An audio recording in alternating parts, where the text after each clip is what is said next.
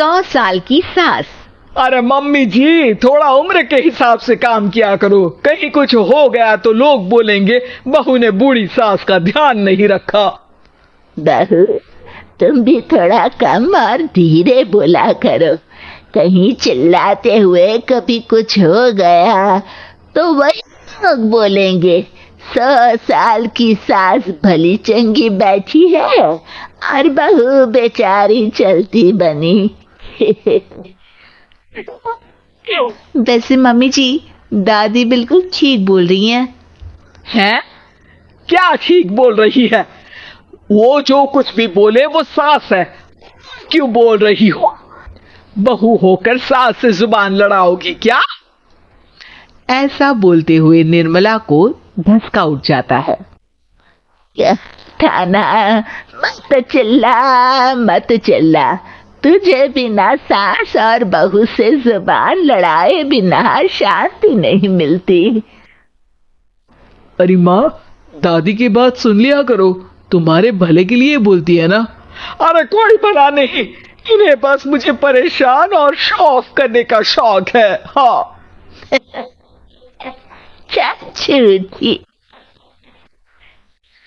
इस परिवार में 3 पीढ़ी की औरतें रहती है, जिनका हर समय कोई ना कोई अलग ड्रामा चलता ही रहता है, जिससे और किसी का पता नहीं, लेकिन सूरज बहुत परेशान रहता है।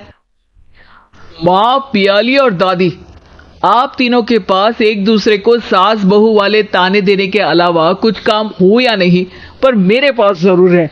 इसीलिए पियाली, जरा लंच ले आओ, मुझे ऑफिस भी जाना होता है। इस पर पियाली सूरज को लंच देती है और वो ऑफिस चला जाता है, जिसके बाद तीनों एक बार फिर अपनी बातों या कह लो कि नोक-झोंक में लग जाती है। इसी में दिन बीत जाता है। रात को सूरज के साथ उसके दोस्त भी खाने पर आते हैं। पियाली, मेरे कुछ दोस्त आए हैं। सॉरी, अचानक प्लान बना तो बता नहीं पाया।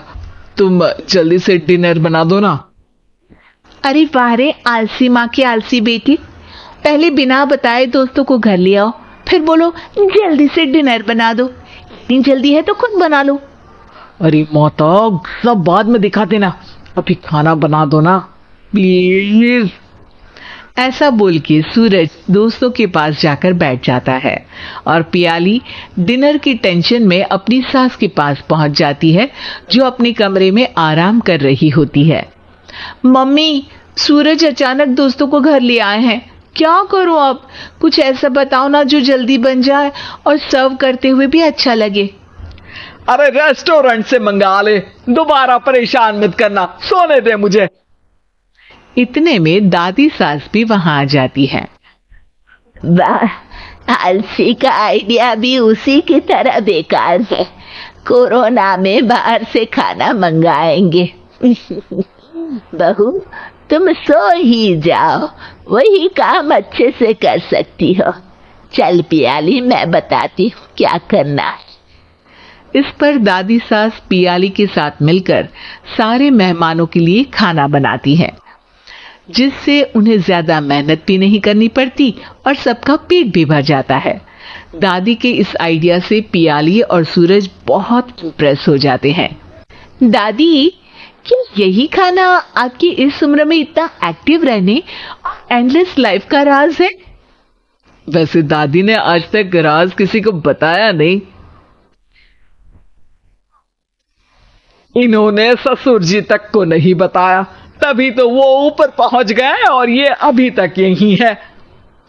तेरी सास मेरे ऊपर पहुंचने का ही इंतजार कर रही है, पर इस आलसी का ये सपना पूरा नहीं होने वाला। क्यों जी, अमर होने का वरदान लेकर आई हो क्या? अमर का पता नहीं, पर लगता है तुझसे लम्बा जरूर जी लूंगी। इससे पहले कि दोनों सास बहू में कोई बहस शुरू होती, पियाली बीच में बोल पड़ती है। ठीक है, आप दोनों लड़ क्यों रही हैं? हम तो चाहते हैं कि आप दोनों हमारे साथ हमेशा रहें।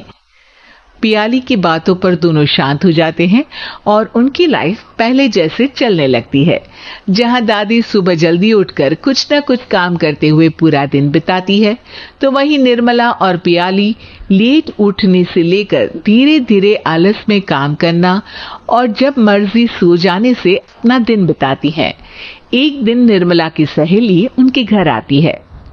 अरे क्यों रे निर्मला, कैसे चल रही है जिंदगी? सब बढ़िया, बस ये बुढ़िया ऊपर जाए तो ज्यादा अच्छा होगा। अरे क्या बोलती हो, तुम्हें तो उनसे सीखना चाहिए, वो बहुत हैं। मैं उन्हें रोज मॉर्निंग वॉक करते हुए देखती हूँ, और वहीं तुम और तुम्हारी बहू है जिन्होंने शायद सुबह का सूरज आज तक देखा ही नहीं होगा।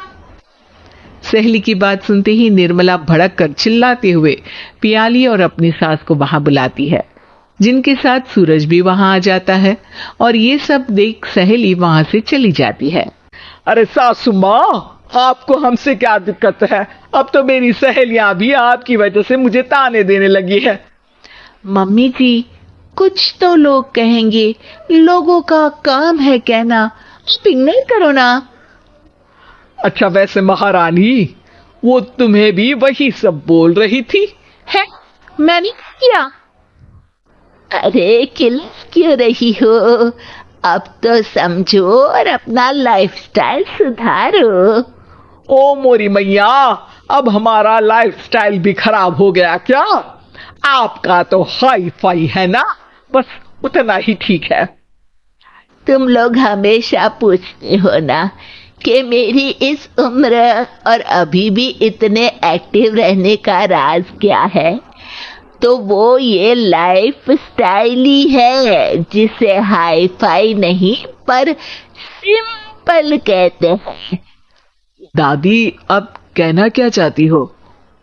यही कि मैंने अपनी जिंदगी में बहुत किताबें पढ़ी हैं, जिनमें एक किताब से मुझे ये समझ में आया कि हम कितने गलत तरीके से जिंदगी जीते हैं। उसी के बाद मैंने एक अच्छे जीवन के लिए इकिगाई रूल अपनाया, जिसका मकसद तो सिर्फ अच्छा जीवन जीना था। इतना लंबा कैसे जी गई मुझे खुद अचंभा होता है। ओह, तो मतलब आप मुझे परेशान नहीं करती थी? वो तो आप करती हैं।